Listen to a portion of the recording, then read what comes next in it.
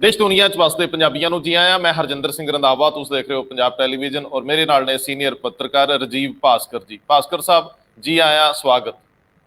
धन्यवाद रंधावा जी। सवाल यह है कि अचनचेत पंजाब दे विच राजनीतिक सरगर्मी वध गई ते तलखी भी वध गई। नंगे होण लग पे पुराने हेज और कंसोवां गवर्नरी राज दियां भी मिलण लग गईयां। ਇਹ ਜਿਹੜੀ ਤਲਖੀ ਆ, ਇਹ ਤਲਖੀ ਓਵਰਨਾਈਟ ਨਹੀਂ ਵਧੀ, ਕਈ ਦਿਨਾਂ ਦੀ ਸੀਗੀ। ਲੇਕਿਨ ਅੱਜ ਅਚਨਚੇਤ ਬੀਜੇਪੀ ਮੁੱਖ ਮੰਤਰੀ ਦੇ ਘਰ ਦੇ ਬਾਹਰ ਹੈ, ਧਰਨੇ ਤੇ ਹੈ। ਉਹ ਧਰਨਾ ਜਿਹੜਾ ਆਮ ਆਦਮੀ ਪਾਰਟੀ ਨੇ ਵੀ ਲਾਇਆ ਸੀ ਤੇ ਉਹ ਧਰਨਾ ਜਿਹੜਾ ਅਕਾਲੀ ਦਲ ਨੇ ਵੀ ਲਾਇਆ ਸੀ, ਉਹਨਾਂ ਦੋਨਾਂ ਤੇ ਪਾਣੀ ਦੀ ਰੱਜ ਕੇ ਵਾਛੜ ਹੋਈ ਤੇ ਪਰਚੇ ਵੀ ਹੋਏ। ਲੇਕਿਨ ਭਾਰਤੀ ਜਨਤਾ ਪਾਰਟੀ ਦੇ ਜਦੋਂ ਅਹੁਦੇਦਾਰ ਉੱਥੇ ਪਹੁੰਚਦੇ ਆ ਤਾਂ ਕੈਪਟਨ ਅਮਰਿੰਦਰ ਸਿੰਘ ਪ੍ਰਗਟ ਹੋ ਜਾਂਦੇ ਆ ਔਰ ਉਹਨਾਂ ਦੀ ਗੱਲ ਸੁਣਦੇ ਆ, ਉਹਨਾਂ ਨਾਲ ਮੀਟਿੰਗ ਕਰਦੇ ਆ। ਇਹ ਸਵਾਲ ਸਿੱਧਾ ਨਹੀਂ, ਉਹਨਾਂ ਸਿੱਧਾ ਨਹੀਂ ਜਿੰਨਾ ਸਿੱਧਾ ਵੇਖਿਆ ਜਾ ਰਿਹਾ। ਇਹ ਸਵਾਲ ਉਵੇਂ ਦਾ ਹੀ ਆ ਜਿਵੇਂ ਅਲਜਬਰੇ ਨੂੰ ਕੋਈ ਮੇਰੇ ਵਰਗਾ ਨਿਆਣਮੱਤੀਆ ਹੱਥ ਪਾ ਲੇ। ਸਵਾਲ ਸਿਰਫ ਇੰਨਾ ਸੀਗਾ ਕਿ ਬਹੁਤ ਥਾਈਂ ਭਾਰਤੀ ਜਨਤਾ ਪਾਰਟੀ ਦੇ ਆਗੂਆਂ ਨੂੰ ਰੋਕ ਲਿਆ ਗਿਆ, ਕਿਸਾਨੀ ਪ੍ਰਦਰਸ਼ਨ ਤਲਖ ਹੋ ਗਏ ਔਰ ਇਹ ਆਪਸੀ ਟਕਰਾਅ ਹੱਥੋਂ ਪਾਈ ਤੱਕ ਪਹੁੰਚਿਆ, ਕੱਪੜੇ ਪਾੜ ਸੁੱਟੇ ਗਏ। ਸਵਾਲ ਇਹ ਨਹੀਂਗਾ ਕਿ ਅੰਦੋਲਨ ਕਿਹੋ ਜਿਹਾ, ਸਵਾਲ ਇਹ ਆ ਕਿ ਬਹਾਨੇ ਕਿਹੋ ਜਿਹੇ ਨੇ। ਕੈਪਟਨ ਅਮਰਿੰਦਰ ਸਿੰਘ ਇੱਥੇ ਥੋੜੀ ਸਿਆਣਪ ਕਰਦੇ ਤੇ ਬਚਦੇ ਹੋਏ ਨਜ਼ਰ ਆਏ। ਹਾਲਾਤ ਜਿਸ ਦਿਸ਼ਾ ਨੂੰ ਜਾ ਰਹੇ ਆ ਉਹ ਹਾਲਾਤ ਸਿਖਾਵੇਂ ਨਹੀਂ। ਪੰਜਾਬ ਐਸਾ ਸੂਬਾ ਜਿਹਨੇ ਮੇਰਾ ਖਿਆਲ ਦਰਜਨ ਤੋਂ ਵੱਧ ਵਾਰੀ ਰਾਸ਼ਟਰਪਤੀ ਰਾਜ ਐਕਸਟੈਂਡ ਹੁੰਦਾ ਦੇਖਿਆ।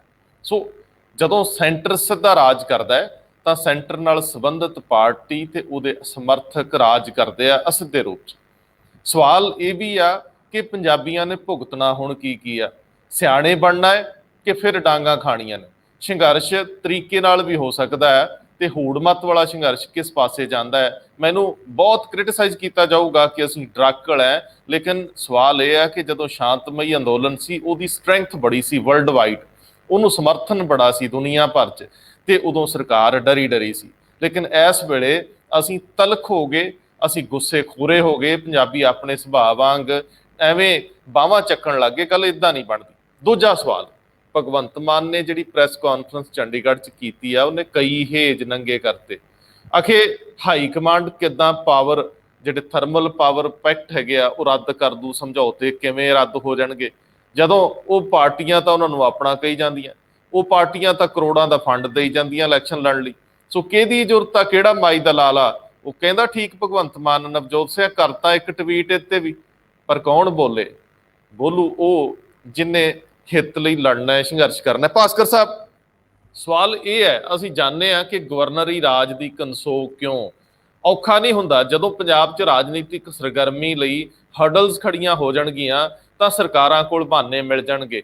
ਅੱਜ ਜਸਬੀਰ ਸਿੰਘ ਡਿੰਪਾ ਜਿਹੜੇ ਖਡੂਰ ਸਾਹਿਬ ਤੋਂ ਮੈਂਬਰ ਪਾਰਲੀਮੈਂਟ ਹੈ ਤੇ ਉਹਨਾਂ ਦੇ ਨਾਲ ਖੇਮਕਰਨ ਦੇ ਵਿਧਾਇਕ ਭੁੱਲਰ, ਉਹਨਾਂ ਦੋਨਾਂ ਨੂੰ ਕਿਸੇ ਜਗ੍ਹਾ ਵਿਰੋਧ ਦਾ ਸਾਹਮਣਾ ਕਰਨਾ ਪਿਆ। ਇਹ ਵਿਰੋਧ ਅਕਾਲੀਆਂ ਨੂੰ ਵੀ ਕਰਨਾ ਪਿਆ ਔਰ ਮਾਣੂਕੇ ਤਾਂ ਆਮ ਆਦਮੀ ਪਾਰਟੀ ਦੇ ਸੀਗੇ, ਸਰਬਜੀਤ, ਸਾਰਿਆਂ ਨੂੰ ਕਰਨਾ ਪਿਆ। ਲੇਕਿਨ ਬੀਜੇਪੀ ਦਾ ਹੋ ਹੱਲਾ ਜ਼ਿਆਦਾ ਹੈ ਕਿਉਂਕਿ ਉੱਥੇ ਟਕਰਾਅ ਸਿੱਧਾ ਹੈ। ਇਹਦੇ ਉੱਤੇ ਗੱਲ ਕਰਾਂਗੇ ਕਿ ਕੈਪਟਨ ਅਮਰਿੰਦਰ ਸਿੰਘ ਨੂੰ ਕੀ ਸੁੱਝੀ ਜਾਂ ਕਿਹੜੀਆਂ ਰਿਪੋਰਟਾਂ ਉਹਨਾਂ ਕੋਲ ਹੈ ਕਿ ਉਹ ਬੀਜੇਪੀ ਵਾਲਿਆਂ ਨੂੰ ਕੋਲ ਜਾ ਕੇ ਮਿਲਦੇ ਆ, ਮੀਟਿੰਗ ਵੀ ਕਰਦੇ ਆ, ਉਹਨਾਂ ਦਾ ਦਰਦ ਪੁੱਛਦੇ, ਪੁੱਛਣਾ ਵੀ ਬਣਦਾ। ਇੱਕ ਸੰਵਿਧਾਨਕ ਮੁਖੀ ਨੇ ਕੈਪਟਨ ਅਮਰਿੰਦਰ ਸਿੰਘ, ਪਰ ਇਹ ਦੋਹਰੇ ਮਾਪਦੰਡ ਵੀ ਨੇ। ਲੇਕਿਨ ਇਹ ਇੱਕ ਨਵੀਂ ਸੋਚ ਵੀ ਆ ਕਿ ਕੀ ਕੇਂਦਰ ਕੋਈ ਹਦਾਇਤ ਦੇ ਰਿਹਾ, ਕੇਂਦਰ ਕੋਈ ਸਰਗਰਮੀ ਫੜ ਰਿਹਾ, ਇੱਥੇ ਰਾਜ ਕਰਨ ਦੇ ਤਰੀਕੇ ਵੀ ਬਦਲੇ ਜਾ ਸਕਦੇ ਆ। ਲੇਕਿਨ ਉਸ ਤੋਂ ਪਹਿਲਾਂ ਮੈਂ ਭਗਵੰਤ ਮਾਨ ਨੇ ਜਿਹੜਾ ਕਾਂਗਰਸ ਤੇ ਹਮਲਾ ਬੋਲਿਆ ਕਿ ਤੁਸੀਂ ਕੀ ਰੱਦ ਕਰੋਗੇ ਜੀ ਐਗਰੀਮੈਂਟ ਬਿਜਲੀ ਦੇ, ਤੁਸੀਂ ਤਾਂ ਉੱਥੇ ਵੀ ਜਿਹਨੂੰ ਕਹਿੰਦੇ ਹੁੰਦੇ ਹੋ ਕਾਣੇ ਹੋ। ਹੁਣ ਸਵਾਲ ਇਹ ਸੀਗਾ ਕਿ ਜਿਨ੍ਹਾਂ 18 ਨੁਕਤਿਆਂ ਤੇ ਲੜਾਈ ਸੀ, ਜਿਹੜੇ ਕੈਪਟਨ ਅਮਰਿੰਦਰ ਸਿੰਘ ਨੂੰ ਹਾਈ ਕਮਾਂਡ ਨੇ ਫੜਾਤੇ ਸੀ, ਕਿਤੇ ਦੇਰੀ ਨਾਲ ਉਹ ਜਿਹੜਾ ਖਜ਼ਾਨਚੀ ਵਾਲੇ ਪਾਸਿਓਂ ਪਤਾ ਲੱਗਿਆ ਹੋਊਗਾ, ਨਹੀਂ ਜੀ ਕਰ ਨਹੀਂ ਸਕਦੇ, ਤਾਂ ਆਪਣੇ ਹੀ ਨੇ। ਕੀ ਕਹਿੰਦੇ? ਪੀਪੀਏ ਐਗਰੀਮੈਂਟ ਦੇ ਵਾਸਤੇ ਮੇਰੇ ਖਿਆਲ ਨਾਲ ਜਦੋਂ ਤੋਂ ਅਰਵਿੰਦ ਕੇਜਰੀਵਾਲ ਪੰਜਾਬ ਆਏ ਸੀਗੇ, ਉਹਨਾਂ ਨੇ ਚੰਡੀਗੜ੍ਹ ਪ੍ਰੈਸ ਕਾਨਫਰੰਸ ਕੀਤੀ ਸੀ ਔਰ 300 ਯੂਨਿਟ ਬਿਜਲੀ ਫ੍ਰੀ ਦੇਣ ਦੀ ਗੱਲ ਕੀਤੀ ਸੀਗੀ। ਉਸ ਤੋਂ ਬਾਅਦ ਲਗਾਤਾਰ ਪੰਜਾਬ ਦੇ ਵਿੱਚ ਬਿਜਲੀ ਸੰਕਟ ਛਾ ਗਿਆ। ਕਿਹਾ ਜਾ ਰਿਹਾ ਸੀਗਾ ਕਿ ਜਿਹੜੇ ਇਹ ਪੀਪੀਏ ਐਗਰੀਮੈਂਟ ਹੈ ਉਹਨਾਂ ਨੂੰ ਸਰਕਾਰ ਬੜੀ ਛੇਤੀ ਰੱਦ ਕਰੇਗੀ, ਉਹਨਾਂ ਨੂੰ ਰਿਵਿਊ ਕਰੇਗੀ ਉਹਦੇ ਵਾਸਤੇ ਕੈਪਟਨ ਅਮਰਿੰਦਰ ਸਿੰਘ ਨੂੰ ਜਿਹੜੇ 18 ਪੁਆਇੰਟ ਪ੍ਰੋਗਰਾਮ ਦਿੱਤੇ ਸੀਗੇ ਉਹਨਾਂ ਵਿੱਚੋਂ ਇੱਕ ਵੱਡਾ ਪ੍ਰੋਗਰਾਮ ਇਹ ਵੀ ਸੀਗਾ। ਪਰ ਪੀਪੀਏ ਐਗਰੀਮੈਂਟ ਰੱਦ ਹੋਣ ਤੋਂ ਪਹਿਲੇ ਅੱਜ ਭਗਵੰਤ ਮਾਨ ਉਹਨਾਂ ਨੇ ਜਿਹੜਾ ਖੁਲਾਸਾ ਕੀਤਾ, ਉਸ ਖੁਲਾਸੇ ਦੇ ਹਿਸਾਬ ਨਾਲ ਇਹ ਗੱਲ ਸਾਫ਼ ਹੁੰਦੀ ਹੈ, ਆਰਟੀਆਈ ਦੇ ਵਿੱਚ ਇਨਫੋਰਮੇਸ਼ਨ ਲਿੱਤੀ ਗਈ, ਉਸ ਇਨਫੋਰਮੇਸ਼ਨ ਦੇ ਹਿਸਾਬ ਨਾਲ ਜਿਹੜੀ ਬਿਜਲੀ ਦੇ power plant, private power plant ਲੱਗੇ ਨੇ ਪੰਜਾਬ ਦੇ ਵਿੱਚ, ਉਹਨਾਂ ਕੰਪਨੀਆਂ ਨੇ ਸਿੱਧੇ ਇੰਡੀਅਨ ਨੈਸ਼ਨਲ ਕਾਂਗਰਸ ਦੇ ਟ੍ਰੈਜ਼ਰਰ ਦੇ ਖਾਤੇ ਦੇ ਵਿੱਚ, ਯਾਨੀ ਖਜ਼ਾਨਚੀ ਦੇ ਖਾਤੇ ਦੇ ਵਿੱਚ ਜਾਂ ਕਾਂਗਰਸ ਪਾਰਟੀ ਦੇ ਖਾਤੇ ਦੇ ਵਿੱਚ ਕਦੀ 5 ਕਰੋੜ ਰੁਪਏ, ਕਦੀ 2.25 ਕਰੋੜ ਰੁਪਏ, ਕਦੀ 2.5 ਕਰੋੜ ਰੁਪਏ ਅਕਸਰ ਪਾਏ। ਔਰ ਇਸ ਮੁੱਦੇ ਦੇ ਉੱਤੇ ਉਸ ਲੈਟਰ ਦੇ ਵਿੱਚ ਜਿਹੜਾ ਕਵਰਿੰਗ ਨੋਟ ਭੇਜਿਆ, ਉਹ ਚੈੱਕ ਪਾਉਣ ਤੋਂ ਬਾਅਦ ਇਹ ਭੇਜਿਆ ਹੈ ਕਿ ਇੱਕ ਜਿਹੜੀ ਵੇਦਾਂਤਾ ਕੰਪਨੀ ਹੈ ਉਹਨਾਂ ਨੇ ਤੇ ਇਹ ਤੱਕ ਲਿਖਿਆ ਹੈ ਕਿ ਵੀ this is the contribution towards our party, ਯਾਨੀ ਉਹਨਾਂ ਨੇ ਕਾਂਗਰਸ ਨੂੰ ਆਪਣੀ ਪਾਰਟੀ ਕਿਹਾ। ਔਰ ਸਭ ਤੋਂ ਜ਼ਿਆਦਾ ਹੈਰਾਨੀਜਨਕ ਗੱਲ ਹੈਗੀ ਹੈ ਕਿ ਇਹ ਜਿਹੜੇ ਸਾਰੇ ਪੈਸੇ ਹੈਗੇ ਹੈ ਉਹ 2010 ਦੇ ਵਿੱਚ, 2014 ਦੇ ਵਿੱਚ ਭੇਜੇ ਗਏ, ਜਦੋਂ ਇਹ ਐਗਰੀਮੈਂਟ ਸਾਈਨ ਹੋਏ ਸੀਗੇ, ਯਾਨੀ ਉਸ ਟਾਈਮ ਕਾਂਗਰਸ ਦੀ ਸਰਕਾਰ। ਇਸ ਪੱਤਰ ਦੀ ਭਰੋਸੇਯੋਗਤਾ ਨੂੰ ਅਸੀਂ ਤਸਦੀਕ ਨਹੀਂ ਕਰਦੇ, ਇਹ ਭਗਵੰਤ ਮਾਨ ਵੱਲੋਂ ਕੀਤੀ ਗਈ ਪ੍ਰੈਸ ਕਾਨਫਰੰਸ ਦੇ ਆਧਾਰ ਤੇ ਹੀ ਕਰ ਰਹੇ ਹਾਂ। ਇਹਨੂੰ ਅੱਗੇ ਫਰਦਰ ਅਸੀਂ ਯਤਨ ਕਰਾਂਗੇ, ਇਹਦੇ ਬਾਰੇ ਜਿਹੜੇ ਤੱਥ ਤੇ ਅੰਕੜੇ ਆ ਉਹ ਕਲੈਕਟ ਕੀਤੇ ਜਾਣ ਜਾਂ ਵੈਰੀਫਾਈ ਕਰ ਲਏ ਜਾਣ, ਲੇਕਿਨ ਟੋਟਲ ਸਾਡੀ ਟਿੱਪਣੀ ਉਸ ਪ੍ਰੈਸ ਕਾਨਫਰੰਸ ਦੇ ਉੱਤੇ ਬੇਸਡ ਹੈ ਜਿਹੜੀ ਭਗਵੰਤ ਮਾਨ ਕਰ ਰਹੇ। ਮੇਰੇ ਖਿਆਲ ਤੁਸੀਂ ਸਹਿਮਤ ਹੋ ਮੇਰੇ ਨਾਲ, ਹੈ ਨਾ? ਬਿਲਕੁਲ ਠੀਕ ਕਹਿ ਰਹੇ ਹੋ ਤੁਸੀਂ। ਭਗਵੰਤ ਉਹਨਾਂ ਨੇ ਇਹ ਗੱਲ ਕਲੇਮ ਕੀਤੀ ਹੈ ਕਿ ਇਹ ਆਰਟੀਆਈ ਦੇ ਵਿੱਚ ਇਨਫੋਰਮੇਸ਼ਨ ਲਿੱਤੀ ਹੈ, ਪਰ ਅਗਰ ਉਹਨਾਂ ਪੇਮੈਂਟ ਦੀ ਡੇਟ ਪੜੋ ਤੇ 2010 2014 ਜਦੋਂ ਅਕਾਲੀਆਂ ਦੀ ਸਰਕਾਰ ਪੰਜਾਬ ਦੇ ਵਿੱਚ ਹੁੰਦੀ ਸੀ ਔਰ ਉਹਨਾਂ ਦਿਨਾਂ ਦੇ ਵਿੱਚ ਹੀ ਇਹ ਐਗਰੀਮੈਂਟ ਸਾਈਨ ਹੋਏ ਸੀਗੇ। ਇਹਨਾਂ ਕੰਪਨੀਆਂ ਨੇ 5 ਕਰੋੜ, 2.25 ਕਰੋੜ, 2.5 ਕਰੋੜ, 1 ਕਰੋੜ, ਉਹ ਇੱਥੇ ਤੱਕ ਕਿ ਕਾਂਗਰਸ ਦੀ ਇੱਕ ਐਮਐਲਏ ਮੀਰਾ ਭਾਰਦਵਾਜ, ਉਹਨਾਂ ਦੇ ਖਾਤੇ ਦੇ ਵਿੱਚ ਵੀ 1 ਕਰੋੜ ਜਮ੍ਹਾਂ ਕਰਾਉਣ ਦੀ ਗੱਲ ਉਸ ਇਨਫੋਰਮੇਸ਼ਨ ਦੇ ਵਿੱਚ ਕਲੇਮ ਕੀਤੀ ਗਈ ਹੈ। ਅਗਰ ਇਹ ਗੱਲ ਸੱਚ ਹੈ ਤੇ ਇਹ ਪੈਸੇ ਜਦ ਕਾਂਗਰਸ ਪੰਜਾਬ ਦੇ ਵਿੱਚ ਆਪੋਜੀਸ਼ਨ ਦੇ ਵਿੱਚ ਸੀਗੀ, ਇਹ ਪੈਸੇ ਕਿਉਂ ਜਮ੍ਹਾਂ ਕਰਾਏ ਗਏ? ਹੁਣ ਪੀਪੀਏ ਐਗਰੀਮੈਂਟ ਦੇ ਵਿੱਚ 4.5 ਸਾਲ ਪੰਜਾਬ ਦੀ ਕਾਂਗਰਸ, ਮੁੱਖ ਮੰਤਰੀ ਕੈਪਟਨ ਅਮਰਿੰਦਰ ਸਿੰਘ ਬਿਲਕੁਲ ਚੁੱਪ ਰਹੇ।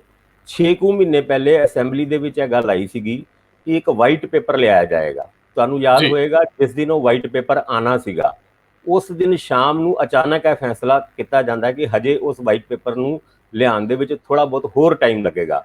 ਪਰ ਉਸ ਤੋਂ ਬਾਅਦ ਕਦੀ ਵੀ ਉਸ ਵਾਈਟ ਪੇਪਰ ਦੀ ਗੱਲ ਨਾ ਮੁੱਖ ਮੰਤਰੀ ਨੇ ਕੀਤੀ, ਨਾ ਆਪੋਜੀਸ਼ਨ ਪਾਰਟੀ ਦੀ ਗੱਲ ਕਰੀਏ ਤੇ ਉਹ ਅਸੀਂ ਅਕਾਲੀ ਦਲ ਨੂੰ ਵੀ ਆਪੋਜੀਸ਼ਨ ਪਾਰਟੀ ਮੰਨਦੇ ਹਾਂ, ਪਰ ਉਹ ਮੁੱਖ ਧਿਰ ਨਾ ਵੀ ਹੋਏ ਤਾਂ ਵੀ, ਕਿਉਂਕਿ ਇਹ ਗੱਲ ਸਾਫ਼ ਹੁੰਦੀ ਹੈ ਅਗਰ ਇਹ ਇਨਫੋਰਮੇਸ਼ਨ ਸਹੀ ਹੈ ਕਿ ਪਾਵਰ ਪਲਾਂਟ ਓਨਰਸ ਨੇ, ਪਾਵਰ ਪਲਾਂਟ ਕੰਪਨੀਆਂ ਨੇ, ਕਾਂਗਰਸ ਨੇ ਵੀ ਪੂਰਾ ਇੱਕ ਤਰੀਕੇ ਨਾਲ ਸੇਵਾ ਕੀਤੀ, ਪਾਰਟੀ ਫੰਡ ਵਿੱਚ ਪੈਸੇ ਦਿੱਤੇ, ਔਰ ਦੂਜੇ ਪਾਸੇ ਭਗਵੰਤ ਮਾਨ ਉਹਨਾਂ ਦੀ ਕਲੇਮ ਦੀ ਗੱਲ ਕਰੀਏ ਕਿ ਵੀ ਚਲੋ ਕਾਂਗਰਸ ਤੇ ਪੈਸੇ ਲੈਂਦੀ ਸੀਗੀ, ਇਹ ਗੱਲ ਇਨਫੋਰਮੇਸ਼ਨ ਦੇ ਰਾਹੀਂ ਸਾਬਿਤ ਹੁੰਦੀ ਹੈ। ਲੇਕਿਨ ਅਕਾਲੀ ਤੇ ਵਿੱਚ ਹਿੱਸੇਦਾਰੀ ਪਾਉਂਦੇ ਸੀ, ਕਿਉਂਕਿ ਸੁਖਬੀਰ ਉਹਨਾਂ ਦੇ ਬਾਰੇ 'ਚ ਜਦ ਵੀ ਭਗਵੰਤ ਮਾਨ ਉਹਨਾਂ ਕੋਈ ਗੱਲ ਕਰਦੇ ਨੇ ਤੇ ਉਹ ਕਹਿੰਦੇ ਨੇ ਪੰਜਾਬ ਦੇ ਵਿੱਚ ਵੱਡੇ ਵੱਡੇ ਅਦਾਰੇ ਜੋ ਸੁਖਬੀਰ ਉਹਨਾਂ ਨੂੰ ਕਦੀ ਪਸੰਦ ਆ ਜਾਂਦੇ ਨੇ ਉਹ ਉਹਦੇ ਵਿੱਚ ਹਿੱਸੇਦਾਰੀ ਪਾਉਂਦੇ ਨੇ, ਨਾ ਕਿ ਕੋਈ ਪੈਸੇ ਲੈਂਦੇ ਨੇ। ਪਰ ਚਲੋ ਇਸ ਗੱਲ ਦੇ ਵਿੱਚ ਕਿੰਨਾ ਦਮ ਹੈ ਅਸੀਂ ਇਸ ਗੱਲ ਦੀ ਪੁਸ਼ਟੀ ਤੇ ਨਹੀਂ ਕਰ ਸਕਦੇ, ਪਰ ਜੋ ਭਗਵੰਤ ਮਾਨ ਉਹਨਾਂ ਦਾ ਕਲੇਮ ਹੈ ਉਹ ਉੱਦਾਂ ਦਾ ਉੱਦਾਂ ਅਸੀਂ ਲੋਕਾਂ ਦੇ ਸਾਹਮਣੇ ਰੱਖ ਰਹੇ ਹਾਂ। ਇਹ ਗੱਲ ਦੇ ਵਿੱਚ ਕਿੰਨੀ ਸੱਚਾਈ ਹੈ। ਨਾਲ ਹੀ ਭਗਵੰਤ ਮਾਨ ਉਹਨੇ ਇੱਕ ਹੋਰ ਗੱਲ ਕਹਿੰਦੇ ਨੇ, ਸਿੱਧੂ ਉਹਨਾਂ ਨੂੰ ਤੰਜ ਕੱਸਦੇ ਹੋਏ ਉਹ ਕਹਿੰਦੇ ਨੇ ਇੱਕ ਟਵੀਟ ਤੇ ਬਣਦਾ ਹੈ, ਜਿੱਦਾਂ ਅਸੀਂ ਤੁਸੀਂ ਕਹਿੰਦੇ ਨਾ ਵੀ ਟਵੀਟ ਤੇ ਬਣਦੀ ਹੈ, ਉਹ ਕਹਿੰਦੇ ਵੀ ਇੱਕ ਟਵੀਟ ਤੇ ਬਣਦਾ ਹੈ। ਹੁਣ ਇਹਦੇ ਉੱਤੇ ਇੱਕ ਟਵੀਟ ਕਰੋ ਔਰ ਯਾਦ ਰੱਖਣਾ ਜਦ ਤੁਸੀਂ ਟਵੀਟ ਕਰੋਗੇ ਤੇ ਇਹ ਟਵੀਟ ਸਿੱਧਾ ਇਸ਼ਾਰਾ 10 ਜਨਪਥ ਵੱਲ ਕਰੇਗਾ, ਕਿਉਂਕਿ ਇੰਡੀਅਨ ਨੈਸ਼ਨਲ ਕਾਂਗਰਸ ਦੇ ਖਾਤੇ ਦੇ ਵਿੱਚ ਇਹ ਪੈਸੇ ਜਮ੍ਹਾਂ ਹੋਏ। ਇਹ ਪੈਸੇ ਕਦੋਂ ਤੇ ਕਿਉਂ ਜਮ੍ਹਾਂ ਹੋਏ ਇਸ ਗੱਲ ਦਾ ਜਵਾਬ ਵੀ ਕਾਂਗਰਸ ਨੂੰ ਦੇਣਾ ਪਏਗਾ। ਕੀ ਇਹੀ ਵਜ੍ਹਾ ਸੀਗੀ ਕਿ ਪੀਪੀਏ ਐਗਰੀਮੈਂਟ ਦੇ ਰਿਵਿਊ ਕਰਨ ਦੀ ਗੱਲ 4.5 ਸਾਲ ਤੱਕ ਮੁੱਖ ਮੰਤਰੀ ਕੈਪਟਨ ਅਮਰਿੰਦਰ ਸਿੰਘ ਟਾਲਦੇ ਰਹੇ? ਭਾਸਕਰ ਸਾਹਿਬ, ਇੱਥੇ ਨਵਜੋਤ ਸਿੰਘ ਸਿੱਧੂ ਫਸੇ ਮਹਿਸੂਸ ਕਰਨਗੇ। ਔਰ ਇੱਕ ਹੋਰ ਪਹਿਲੂ ਆ, ਜੇ ਉਹਨਾਂ ਦੀ ਜਿਹੜੀ ਡੀਡ ਆ, ਜਿਹੜੀ ਉਹਨਾਂ ਦੀ ਕਾਂਗਰਸ ਨਾਲ ਡੀਲ ਆ, ਜੇ ਸਿਰੇ ਨਾ ਚੜ੍ਹਦੀ ਸੀ ਤੇ ਇਸੇ ਮੁੱਦੇ ਤੇ ਕਵਿਟ ਵੀ ਕਰਨਗੇ। ਇਹ ਸੰਭਾਵਨਾ ਹੋ ਸਕਦੀ ਆ ਸਿੱਧੂ ਵੀ ਕੋਈ ਐਸਕੇਪ ਰੂਟ ਭਾਲਦੇ ਹੋਣਗੇ ਜੇ ਉਹਨਾਂ ਨੂੰ ਸੱਚਮੁੱਚ ਹਾਈ ਕਮਾਂਡ ਕਿਸੇ ਪੱਧਰ ਦੇ ਉੱਤੇ ਐਡਜਸਟ ਕਰਨ ਤੋਂ ਆਨਾਕਾਨੀ ਕਰ ਰਹੀ ਹੋਊਗੀ। ਸਿੱਧੂ ਲਈ ਪੰਜਾਬ ਦੇ ਵਿੱਚ ਨਵੀਂ ਇਨਿੰਗ ਲਈ ਬਹੁਤੇ ਰਾਹ ਨਹੀਂ ਬਚੇ, ਬੰਦੇ ਨੂੰ ਨੰਗੇ ਧੜ ਲੜਨਾ ਪੈਣਾ, ਇਹ ਪੈਰ ਜੁੱਤੀ ਪਾਉਣ ਦਾ ਵੇਲਾ ਨਹੀਂ ਰਿਹਾ। ਹੁਣ ਸਿੱਧੂ ਲਈ ਇਹ ਸ਼ਾਇਦ ਐਸਕੇਪ ਰੂਟ ਹੋਊਗਾ, ਇਹ ਵਿੱਚੋਂ ਦੀ ਰਸਤਾ ਜਿਹਨੂੰ ਕਹਿੰਦੇ ਚੋਰ ਮੋਰੀ ਹੋਊਗੀ ਕਿ ਕਾਂਗਰਸ ਹਾਈ ਕਮਾਂਡ ਵੀ ਨੰਗੀ ਹੋ ਗਈ ਜਾਂ ਇਹ ਪਾਰਟੀ ਵੀ ਪੰਜਾਬ ਦੇ ਹਿੱਤਾਂ ਦੀ ਬਜਾਏ ਆਪਣੇ ਹਿੱਤ ਪਾਲਦੀ ਆ ਔਰ ਸੱਤਾ ਇਹਦੇ ਲਈ ਪਹਿਲ ਆ।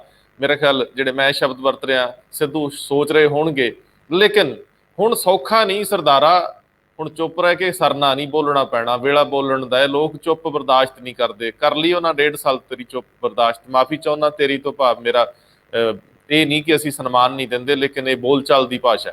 ਲੋਕ ਕਹਿੰਦੇ ਆ ਕਿ ਨਿੱਠ ਕੇ ਲੜੋ ਨਹੀਂ ਤਾਂ ਫਿਰ ਪਿਛਾਂ ਹਟ ਜਾਓ। ਇੱਥੇ ਸਵਾਲ ਵੱਡਾ ਹੈ ਕਿ ਕਾਂਗਰਸ ਇਹਦੇ ਉੱਤੇ ਆਪਣੇ ਆਪ ਨੂੰ ਡਿਫੈਂਸਿਵ ਹੋਊਗੀ ਜਾਂ ਇੱਥੇ ਜਵਾਬ ਦੇਊਗੀ। ਇਹ ਵੀ ਸ਼ਾਮ ਤੱਕ ਜਾਂ ਕੱਲ ਤੱਕ ਕੈਪਟਨ ਅਮਰਿੰਦਰ ਸਿੰਘ ਨੂੰ ਸਥਿਤੀ ਸਾਫ਼ ਕਰਨੀ ਹੋਊਗੀ, ਜਾਂ ਉਹ ਇਹ ਵੀ ਸੋਚਣਗੇ ਕਿ ਜਿੱਦਾਂ ਮੈਨੂੰ ਪੜ੍ਹਨੇ ਪਾਇਆ ਸੀ ਅਗਲੇ ਦਿਨਾਂ ਦੇ ਵਿੱਚ ਹਾਈ ਕਮਾਂਡ ਵੀ ਹੁਣ ਆਪ ਹੀ ਜਵਾਬ ਦੇਵੇ, ਜਾਂ ਪੰਜਾਬ ਮਾਮਲਿਆਂ ਦੇ ਇੰਚਾਰਜ ਜਿਹੜੇ ਕਹਿੰਦੇ ਜਨਰਲ ਸਕੱਤਰ ਲਾਈ ਇਸੇ ਕਰਕੇ ਜਾਂਦੇ ਆ ਤਾਂ ਕਿ ਉਹ ਪ੍ਰਦੇਸ਼ ਦੇ ਮਾਮਲੇ ਦੇਖਣ। ਸੋ ਵੇਖਣਾ ਇਹ ਹੋਊਗਾ ਕਿ ਇਹਦੇ ਤੇ ਕੀ ਜਵਾਬ ਆਉਂਦਾ। ਮੈਂ ਭਾਸਕਰ ਸਾਹਿਬ ਜਿਸ ਮੇਨ ਮੁੱਦੇ ਤੇ ਆਉਣਾ ਚਾਹੁੰਦਾ ਉਹ ਹੈਗਾ ਪੰਜਾਬ ਦੀ ਤਰਾਸਦੀ। ਪੰਜਾਬ ਦੀ ਤਰਾਸਦੀ ਖੇਤੀ ਅੰਦੋਲਨ ਹੈ। ਇਹਨੇ ਖੇਤੀ ਅੰਦੋਲਨ ਨੇ ਪੰਜਾਬ ਨੂੰ ਮਾਣ ਸਨਮਾਨ ਵੀ ਦਿੱਤਾ, ਅਣਖਾਂ ਜਿਉਂਦੀਆਂ ਦੇਖੀਆਂ ਗਈਆਂ, ਸਾਡੇ ਲੋਕਾਂ ਦੇ ਜਿਉਂਦੇ ਹੋਣ ਦੇ ਟੁੱਟੇ ਭਰਮ ਫਿਰ ਜੋੜੇ। ਲੇਕਿਨ ਹੌਲੀ ਹੌਲੀ ਲੰਬੇ ਹੋਣ ਤੋਂ ਬਾਅਦ ਅੰਦੋਲਨ ਕਈ ਵਾਰੀ ਭਟਕ ਜਾਂਦੇ ਨੇ। ਇੱਥੇ ਮੈਂ ਇਹ ਲਫ਼ਜ਼ ਵਰਤੂੰਗਾ ਕਿ ਇਹ ਕਿਸਾਨ ਜਥੇਬੰਦੀਆਂ ਦੇ ਲੀਡਰ ਵਧਾਈ ਦੇ ਪਾਤਰ ਨੇ ਕਿ ਉਹਨਾਂ ਨੇ ਏਡਾ ਵੱਡਾ ਅੰਦੋਲਨ ਚਲਾ ਕੇ ਵੀ ਹੁਣ ਤੱਕ ਭਟਕਣ ਨਹੀਂ ਦਿੱਤਾ। ਕਿਸੇ ਇੱਕ ਜਗ੍ਹਾ ਤੇ ਕੋਈ ਸਟੇਟਮੈਂਟ ਆਈ ਜਿਹਨੂੰ ਜਿਹਦਾ ਖੰਡਨ ਕਰਤਾ ਬਾਅਦ ਚ ਸੰਯੁਕਤ ਮੋਰਚੇ ਨੇ। ਉਹ ਸਟੇਟਮੈਂਟ ਸੀ ਕਿ ਸਿਆਸੀ ਪਾਰਟੀਆਂ ਨੂੰ ਜਿੰਨਾ ਚਿਰ ਕਿਸਾਨੀ ਮਸਲੇ ਹੱਲ ਨਹੀਂ ਹੁੰਦੇ ਪਿੰਡਾਂ 'ਚ ਜਾਂ ਸਿਆਸੀ ਸਰਗਰਮੀਆਂ ਕਰਨ ਤੋਂ ਰੋਕ ਦਿੱਤਾ ਜਾਵੇ, ਬਣਨ ਤੋਂ ਰੋਕਤਾ ਜਾਵੇ ਜਾਂ ਸਿਆਸੀ ਸਰਗਰਮੀਆਂ ਤੋਂ ਰੋਕਤਾ ਜਾਵੇ। ਲੇਕਿਨ ਦੂਜੇ ਹੀ ਪਲ ਉਹਦਾ ਸੰਯੁਕਤ ਮੋਰਚੇ ਨੇ ਵਿਰੋਧ ਕਰਤਾ ਸੀ ਕਿ ਅਸੀਂ ਇਹ ਕੋਈ ਫੈਸਲਾ ਨਹੀਂ ਕੀਤਾ। ਪਰ ਜਿਹੜੀ ਇੱਕ ਵਾਰੀ ਜ਼ੁਬਾਨ ਚੋਂ ਜਾਂ ਕਿਸੇ ਬੰਦੇ ਦੇ ਵਿਅਕਤੀ ਵਿਸ਼ੇਸ਼ ਤੇ ਜ਼ੁਬਾਨ ਚੋਂ ਗੱਲ ਨਿਕਲ ਜਾਂਦੀ, ਲੋਕ ਉਹਨੂੰ ਫੜ ਲੈਂਦੇ ਆ। ਹੁਣ ਉਹੀ ਗੱਲ ਵਿਆਹੀ ਜਾਣ ਲੱਗ ਗਈ। ਹੁਣ ਥਾਂ ਥਾਂ ਵਿਰੋਧ ਹੋ ਰਿਹਾ। ਭਾਰਤੀ ਜਨਤਾ ਪਾਰਟੀ ਦੇ ਆਗੂਆਂ ਨਾਲ ਤੇ ਹੱਥੋਂ ਪਾਈ ਹੋ ਰਹੀ ਹੈ। ਹੁਣ ਇਹ ਵੀ ਸਵਾਲ ਆ ਕਿ ਭਾਰਤੀ ਜਨਤਾ ਪਾਰਟੀ ਦੇ ਆਗੂ ਸਮਝਦੇ ਬੁੱਝਦੇ ਆਪਣੀਆਂ ਰਾਜਨੀਤਿਕ ਸਰਗਰਮੀਆਂ ਕਿਉਂ ਵਿਉਂਤੀ ਜਾਂਦੇ। ਸਵਾਲ ਇਹ ਆ ਕਿ ਜਦੋਂ ਟਕਰਾਅ ਹੋਣਾ ਹੈ ਉਹ ਕਹਿਣਗੇ ਉਹਨਾਂ ਦਾ ਬਣਦਾ ਹੈ ਕਿ ਸਾਡਾ ਹੱਕ ਹੈ, ਜਿਵੇਂ ਉਹਨਾਂ ਦਾ ਅੰਦੋਲਨ ਹੱਕ ਹੈ, ਸਾਡਾ ਹੱਕ ਹੈ ਸਿਆਸੀ ਸਰਗਰਮੀਆਂ, ਸਾਡੇ ਵੀ ਰਾਈਟਸ ਨੇ, ਦੋਨਾਂ ਨੂੰ ਸੰਵਿਧਾਨਕ ਰਾਈਟਸ ਮਿਲੇ। ਪਰ ਦੋਨੇ ਹੀ ਪੰਜਾਬੀ ਨੇ, ਟਕਰਾਅ ਕਿਉਂ ਹੋਣ? ਇਹ ਟਕਰਾਅ ਹੁਣ ਵੱਧਦਾ ਉਸ ਸਥਿਤੀ 'ਚ ਖੜਾ ਹੋ ਗਿਆ ਜਿੱਥੇ ਕੇਂਦਰ ਸਰਕਾਰ ਪੰਜਾਬ ਸਰਕਾਰ ਨੂੰ ਅਸਫਲ ਸਾਬਤ ਕਰਕੇ ਜਾਂ ਕੇਂਦਰ ਸਰਕਾਰ ਪੰਜਾਬ ਸਰਕਾਰ ਤੇ ਇਹ ਦੋਸ਼ ਲਾ ਕੇ ਕਿ ਇਹ ਆਪਣੀਆਂ ਸੰਵਿਧਾਨਕ ਜ਼ਿੰਮੇਵਾਰੀਆਂ ਨਿਭਾਉਣ 'ਚ ਨਾਕਾਮਯਾਬ ਹੋਈ ਹੈ, ਕੋਈ ਵੀ ਸਖਤ ਫੈਸਲਾ ਲੈਣ ਦੀ ਸਥਿਤੀ 'ਚ ਹੋ ਸਕਦੀ ਹੈ। ਹਾਲਾਂਕਿ ਦੇਰ ਹੋ ਗਿਆ। ਦੇਸ਼ ਦੇ ਵਿੱਚ ਰਾਸ਼ਟਰਪਤੀ ਰਾਜ, ਗਵਰਨਰੀ ਰਾਜ ਲਾਉਣੇ ਹੁਣ ਬੀਤੇ ਦੀ ਗੱਲ ਸਮਝੀ ਜਾਣ ਲੱਗੀ। ਲੇਕਿਨ ਜਦੋਂ ਵੀ ਕਿਸੇ ਸਰਕਾਰ ਲਈ ਜਾਂ ਤਾਕਤਵਰ ਸਰਕਾਰ ਲਈ ਕੋਈ ਮਸਲਾ ਗਲੇ ਦੀ ਹੱਡੀ ਬਣਦਾ ਤੇ ਉਹ ਕਿਸੇ ਵੀ ਹੱਦ ਤੱਕ ਚਲੇ ਜਾਂਦੀ ਆ। ਇੰਦਰਾ ਗਾਂਧੀ ਤੋਂ ਬਾਅਦ ਨਰਿੰਦਰ ਮੋਦੀ ਕੋਲ ਉਹ ਪਾਵਰ ਆ, ਵਿੱਚ ਰਾਜੀਵ ਗਾਂਧੀ ਕੋਲ ਵੀ ਏਡੀ ਭਾਰੀ ਬਹੁਮਤ ਸੀਗੀ ਇੱਕ ਵਾਰੀ। ਮੈਂ ਭਾਸਕਰ ਸਾਹਿਬ ਤੁਹਾਨੂੰ ਪੁੱਛਣਾ ਚਾਹੁੰਦਾ ਹੈ ਕਿ ਸੱਚਮੁੱਚ ਹਾਲਾਤ ਜਿਸ ਦਿਸ਼ਾ ਨੂੰ ਜਾ ਰਹੇ ਸੀਗੇ ਉਸ ਦਿਸ਼ਾ ਨੂੰ ਕੈਪਟਨ ਅਮਰਿੰਦਰ ਸਿੰਘ ਨੇ ਭਾਂਪਦਿਆਂ ਭਾਜਪਾ ਆਗੂਆਂ ਨਾਲ ਮੀਟਿੰਗ ਕੀਤੀ ਆ, ਅੱਜ ਉਹਨਾਂ ਦੀ ਗੱਲ ਸੁਣੀ ਆ, ਜਾਂ ਕੇਂਦਰੀ ਗ੍ਰਹਿ ਮੰਤਰਾਲੇ ਦਾ ਕੋਈ ਮੈਸੇਜ ਸੀਗਾ ਕਿ ਅੰਦਰ ਨਹੀਂ ਬੈਠੇ ਰਹੋ, ਬੰਦੇ ਸਾਡੇ ਬਾਹਰ ਬੈਠੇ, ਚੁੱਪ ਕਰਕੇ ਸੁਣ ਲਓ ਨਹੀਂ ਤੇ ਤਿਆਰ ਰਹੋ ਭੁਗਤਣ ਲਈ? ਕੀ ਕਹਿੰਦੇ ਹੋ?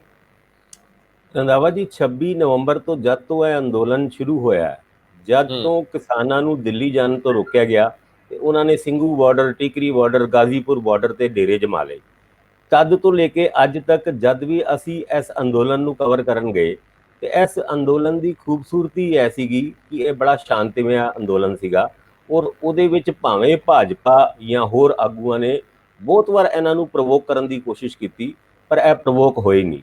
26 ਜਨਵਰੀ ਨੂੰ ਜ਼ਰੂਰ ਕੁਝ ਇੱਦਾਂ ਦਾ ਹੋਇਆ ਜਿਹਦੇ ਬਾਅਦ ਭਾਜਪਾ ਨੂੰ ਇਹ ਕਹਿਣ ਦਾ ਮੌਕਾ ਮਿਲ ਗਿਆ ਕਿ ਇਹ ਜਿਹੜੇ ਕਿਸਾਨੀ ਅੰਦੋਲਨ ਦੇ ਵਿੱਚ ਜਿਹੜੇ ਲੀਡਰ ਨੇ ਉਹ ਕੋਈ ਸ਼ਾਂਤੀ ਪ੍ਰਿਆ ਨਹੀਂ ਹੈਗੇ। ਔਰ ਜਿਸ ਤਰੀਕੇ ਨਾਲ ਦਿੱਲੀ ਦੇ ਵਿੱਚ ਲਾਲ ਕਿਲੇ ਦੇ ਵਿੱਚ ਜੋ ਕੁਝ ਹੋਇਆ ਉਸ ਤੋਂ ਬਾਅਦ ਇਸ ਅੰਦੋਲਨ ਨੂੰ ਡਿਫੇਮ ਕਰਨ ਦੀ ਬਹੁਤ ਵੱਡੀ ਵਜ੍ਹਾ ਭਾਜਪਾ ਕੋਲ ਸੀਗੀ। ਉਹ ਮੌਕਾ ਸ਼ਾਇਦ ਅਸੀਂ ਕਹੀਏ ਸਿਆਸੀ ਤੌਰ ਤੇ ਉਹ ਚੂਕ ਗਏ। ਉਸ ਤੋਂ ਬਾਅਦ ਲਗਾਤਾਰ ਕਈ ਇਲਜ਼ਾਮ ਲੱਗਦੇ ਰਹੇ, ਇੱਥੇ ਤੱਕ ਕਿ ਪੰਜਾਬ ਦੇ ਭਾਜਪਾ ਦੇ ਆਗੂ ਹਰਜੀਤ ਗਰੇਵਾਲ ਉਹ ਤੇ ਉਹਨਾਂ ਨੂੰ ਕਿਸਾਨ ਹੀ ਨਹੀਂ ਮੰਨਦੇ ਜਿਹੜੇ ਬਾਰਡਰਾਂ ਤੇ ਜੰਮ ਕੇ ਬੈਠੇ ਹੋਏ ਨੇ, ਜਿਹੜੇ ਘਰ-ਬਾਰ ਛੱਡ ਕੇ ਬਾਰਡਰਾਂ ਤੇ ਬੈਠੇ ਨੇ, ਉਹਨਾਂ ਨੂੰ ਨਕਲੀ ਕਿਸਾਨ ਤੱਕ ਕਿਹਾ, ਮਾਓਵਾਦੀ ਕਿਹਾ, ਅੱਤਵਾਦੀ ਕਿਹਾ ਔਰ ਸੈਪਰੇਟਿਸਟ ਬੰਦੇ ਵੀ ਕਿਹਾ। ਹੁਣ ਐਦਾਂ ਦੇ ਹਾਲਾਤ ਵਿੱਚ ਤੁਸੀਂ ਇਹ ਦੇਖੋ ਕਿ ਜਿਹੜੇ ਬੰਦੇ 7 ਮਹੀਨੇ ਤੋਂ ਵੱਧ ਉੱਥੇ ਬੈਠੇ ਹੋਏ ਨੇ, ਫਰਸਟ੍ਰੇਸ਼ਨ ਤੇ ਆਉਂਦਾ ਹੈ। ਫਿਰ ਭਾਜਪਾ ਦੇ ਆਗੂਆਂ ਦਾ ਘਿਰਾਵ ਕਰਨ ਦਾ ਸਿਲਸਿਲਾ ਅੱਜ ਦਾ ਨਹੀਂ ਚੱਲ ਰਿਹਾ।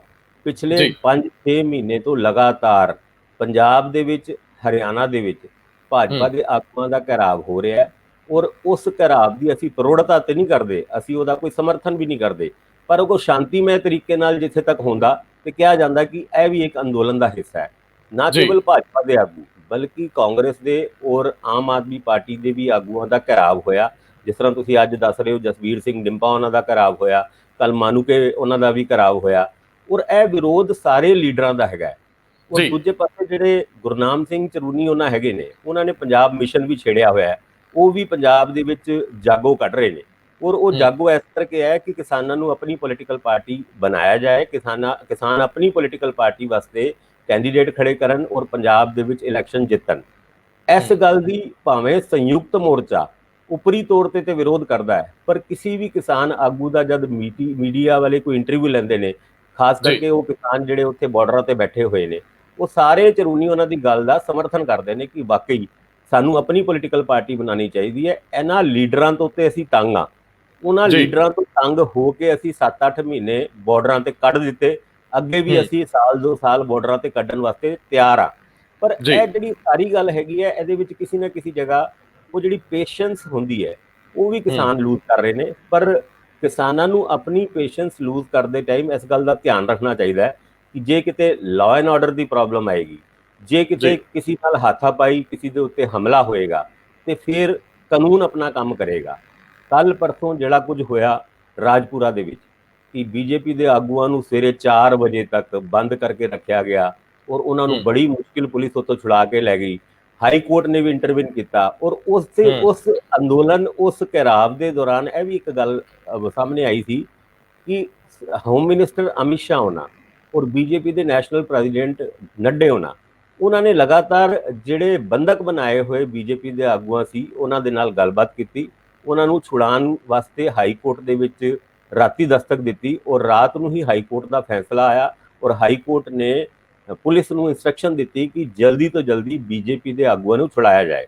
ਹਾਲਾਤ ਜਦ ਅਮਿਤ ਸ਼ਾਹ ਉਹਨਾਂ ਦੀ ਇੰਟਰਵੈਂਸ਼ਨ ਹੁੰਦੀ ਹੈ ਤੇ ਜਿਹੜਾ ਇਸ਼ਾਰਾ ਤੁਸੀਂ ਕਰ ਰਹੇ ਹੋ ਕਿ ਜੇ ਹਾਲਾਤ ਕਾਬੂ 'ਚ ਨਹੀਂ ਆਉਂਦੇ, ਜਿੱਦਾਂ ਦੇ ਹਾਲਾਤ ਵੈਸਟ ਬੰਗਾਲ ਦੇ ਵਿੱਚ ਹੋਏ ਸੀ, ਖਾਸ ਕਰਕੇ ਮਮਤਾ ਬੈਨਰਜੀ ਦੇ ਇਲੈਕਸ਼ਨ ਜਿੱਤਣ ਤੋਂ ਬਾਅਦ ਜੋ ਬੀਜੇਪੀ ਆਗੂਆਂ ਦੀ ਇੱਕ ਤਰੀਕੇ ਨਾਲ ਪ੍ਰੋਟੈਸਟ ਹੋਏ ਸੀ, ਉਹਨਾਂ ਨੂੰ ਮਾਰਿਆ ਕੁੱਟਿਆ ਗਿਆ ਸੀ, ਬੀਜੇਪੀ ਦੇ ਦਫ਼ਤਰਾਂ ਦੇ ਉੱਤੇ ਹਮਲਾ ਹੋਇਆ ਸੀਗਾ, ਉੱਥੇ ਵੀ ਇੱਕ ਰਾਸ਼ਟਰਪਤੀ ਸ਼ਾਸਨ ਲਗਾਉਣ ਦੀ ਇੱਕ ਗੱਲ ਚੱਲੀ ਸੀ। ਜਿਹੜੇ ਉੱਥੇ ਦੇ ਰਾਜਪਾਲ ਹੈਗੇ ਨੇ ਧਨਖੜ, ਉਹ ਇੱਕ ਸਪੈਸ਼ਲ ਰਿਪੋਰਟ ਤਿਆਰ ਕਰਕੇ ਦਿੱਲੀ ਵੀ ਆਏ ਸੀ ਔਰ ਕਿਹਾ ਜਾ ਰਿਹਾ ਸੀਗਾ ਕਿ ਕਦੀ ਵੀ ਉੱਥੇ ਰਾਸ਼ਟਰਪਤੀ ਸ਼ਾਸਨ ਲੱਗ ਸਕਦਾ।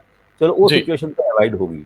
ਪੰਜਾਬ ਦੇ ਵਿੱਚ ਵੀ ਇਦਾਂ ਦੀ ਸਥਿਤੀ ਉਤਪੰਨ ਹੋ ਗਈ ਸੀ ਔਰ ਕੱਲ ਜਿਸ ਤਰ੍ਹਾਂ ਅਸੀਂ ਸੁਣੀ ਇਹ ਗੱਲ ਜਾਂ ਇਹ ਗੱਲ ਸਾਹਮਣੇ ਵੀ ਆਈ ਹੈ ਕਿ ਅਮਿਤ ਸ਼ਾਹ ਉਹਨਾਂ ਨੇ ਡਾਇਰੈਕਟ ਫੋਨ ਕੀਤੇ, ਉਸ ਤੋਂ ਬਾਅਦ ਇਦਾਂ ਦੀ ਘੰਟੀ ਮੁੱਖ ਮੰਤਰੀ ਵਾਸਤੇ ਵੀ ਖੜਕੀ ਹੋਏਗੀ। ਮੁੱਖ ਮੰਤਰੀ ਨੂੰ ਵੀ ਕੁਝ ਇਦਾਂ ਦੀ ਗੱਲਾਂ ਕੀਤੀ ਜਾਏਗੀ, ਜੇ ਤੁਸੀਂ law and order the situation ਨੂੰ ਨਹੀਂ ਸੰਭਾਲ ਸਕਦੇ ਤੇ ਸਾਨੂੰ ਮਜਬੂਰ ਹੋਣਾ ਪਏਗਾ ਰਾਸ਼ਟਰਪਤੀ ਸ਼ਾਸਨ ਲਗਾਉਣ ਵਾਸਤੇ।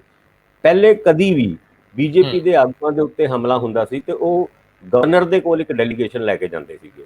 ਐਤਕੀ ਉਹਨਾਂ ਨੇ ਮੁੱਖ ਮੰਤਰੀ ਦੇ ਘਰ ਦਾ ਰੁਖ ਕੀਤਾ ਔਰ ਉਸ ਘਰ ਦਾ ਜਿੱਥੇ ਮੁੱਖ ਮੰਤਰੀ ਰਹਿੰਦੇ ਨਹੀਂ ਸੀ, ਯਾਨੀ ਉਹਨਾਂ ਦਾ ਆਫੀਸ਼ੀਅਲ ਰੈਜ਼ੀਡੈਂਸ, ਕਿਉਂਕਿ ਉਹ ਰਹਿੰਦੇ ਤੇ ਹੈਗੇ ਨੇ ਫਾਰਮ ਹਾਊਸ ਦੇ ਵਿੱਚ, ਪਰ ਫਾਰਮ ਹਾਊਸ ਤੋਂ ਘੰਟੀ ਖੜਕਦੀ ਹੈ। ਬੀਜੇਪੀ ਦੇ ਆਗੂਆਂ ਨੂੰ ਕਿਹਾ ਜਾਂਦਾ ਹੈ ਕਿ ਤੁਸੀਂ ਉੱਥੇ ਰੁਕੋ, ਮੈਂ ਆ ਰਿਹਾ। ਪਹਿਲੀ ਵਾਰ ਹੋਇਆ ਹੈ ਕਿ ਮੁੱਖ ਮੰਤਰੀ ਨੇ ਇਦਾਂ ਦੇ ਧਰਨੇ ਲਾਉਣ ਵਾਲਿਆਂ ਦੇ ਖਿਲਾਫ ਜਾਂ ਧਰਨੇ ਲਾਉਣ ਵਾਲਿਆਂ ਦੇ ਨਾਲ ਪਾਣੀ ਦੀ ਬੁਛਾਰਾਂ ਦੀ ਜਗ੍ਹਾ ਮੀਟਿੰਗ ਕਰਨ ਦਾ ਫੈਸਲਾ ਕੀਤਾ। ਮੈਨੂੰ ਲੱਗਦਾ ਹੈ ਕਿ ਉਹ ਜਿਹੜਾ ਡਰ, ਜਿਸ ਡਰ ਦਾ ਜ਼ਿਕਰ ਤੁਸੀਂ ਕਰ ਰਹੇ ਹੋ ਕਿ ਪੰਜਾਬ ਦੇ ਵਿੱਚ ਕਿਤੇ ਰਾਸ਼ਟਰਪਤੀ ਸ਼ਾਸਨ ਵੱਲ ਗੱਲ ਨਾ ਤੁਰ ਪਏ, ਬੜੀ ਮੁਸ਼ਕਿਲ ਨਾਲ 6 ਮਹੀਨੇ ਦੀ ਮੋਹਲਤ ਮਿਲੀ ਹੈ ਕੈਪਟਨ ਅਮਰਿੰਦਰ ਸਿੰਘ ਉਹਨਾਂ ਨੂੰ। 6 ਮਹੀਨੇ ਵਾਸਤੇ ਉਹ ਫ੍ਰੀ ਹੈਂਡ, ਜਿਹਦੀ ਗੱਲਾਂ ਅਖਬਾਰਾਂ ਦੇ ਵਿੱਚ ਛਪ ਰਹੀਆਂ, ਉਹ ਫ੍ਰੀ ਹੈਂਡ ਮਿਲਿਆ। ਉਹ ਫ੍ਰੀ ਹੈਂਡ ਕਿਤੇ ਬਣਿਆ ਨਾ ਜਾਏ, ਕਿਤੇ ਭਾਜਪਾ ਇੱਥੇ ਕੋਈ ਰਾਸ਼ਟਰਪਤੀ ਸ਼ਾਸਨ ਨਾ ਲਗਾ ਦੇ। ਅੱਜ ਉਹਨਾਂ ਨੇ ਜਿਸ ਤਰੀਕੇ ਨਾਲ ਬੀਜੇਪੀ ਆਗੂਆਂ ਦੀ ਗੱਲ ਸੁਣੀ, ਉਸ ਤੋਂ ਇਹ ਅੰਦਾਜ਼ਾ ਲੱਗਦਾ ਹੈ ਕਿ ਹੁਣ ਸਰਕਾਰ ਜਾਂ ਪੁਲਿਸ ਉਹਨਾਂ ਨੂੰ ਕੁਝ ਇਨਸਟਰਕਸ਼ਨਸ ਇਸ਼ੂ ਹੋਏਗੀ। ਕਿਸੇ ਵੀ ਤਰੀਕੇ ਨਾਲ ਕਿਸਾਨੀ ਆਗੂਆਂ ਨੂੰ ਵੀ ਸਮਝਾਇਆ ਜਾਏਗਾ ਕਿ ਇਸ ਤਰ੍ਹਾਂ ਦੀ ਅਨਾਰਕੀ ਨਾ ਕਰੋ, ਜਿਹਦੇ ਕਰਕੇ ਮਜਬੂਰ ਹੋ ਕੇ ਉਹਨਾਂ ਦੇ ਖਿਲਾਫ ਕਾਂਗਰਸ ਨੂੰ ਜਾਂ ਕਾਂਗਰਸ ਸਰਕਾਰ ਨੂੰ ਫੈਸਲਾ ਲੈਣਾ ਪਏਗਾ, ਕਿਉਂਕਿ ਹਜੇ ਤੱਕ ਤੇ ਕਾਂਗਰਸ ਕਿਸਾਨੀ ਅੰਦੋਲਨ ਨੂੰ ਸਪੋਰਟ ਕਰਦੀ ਰਹੀ ਹੈ। ਭਾਵੇਂ ਬਿਆਨਬਾਜ਼ੀ ਦੇ ਵਿੱਚ, ਭਾਵੇਂ ਐਕਸ਼ਨ ਦੇ ਰਾਹੀਂ।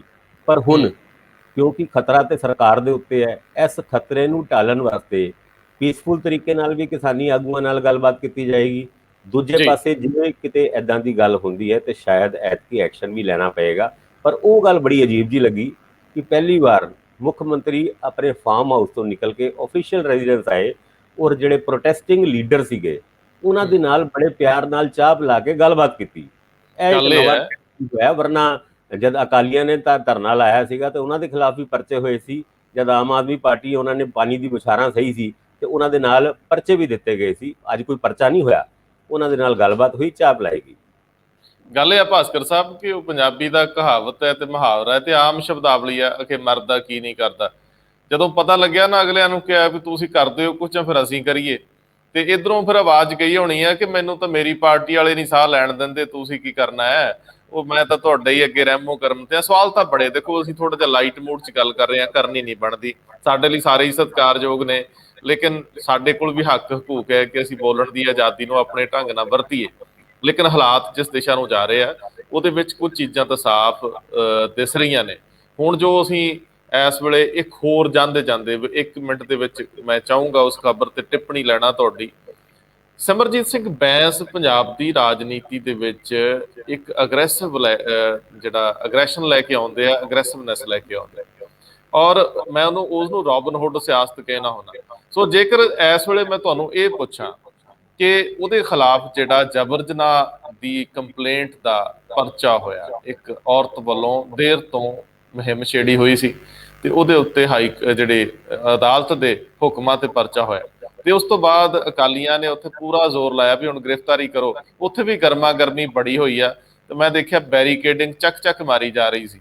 ਇੱਥੇ ਕੋਈ ਟਿੱਪਣੀ ਕਰਨਾ ਚਾਹੋਗੇ?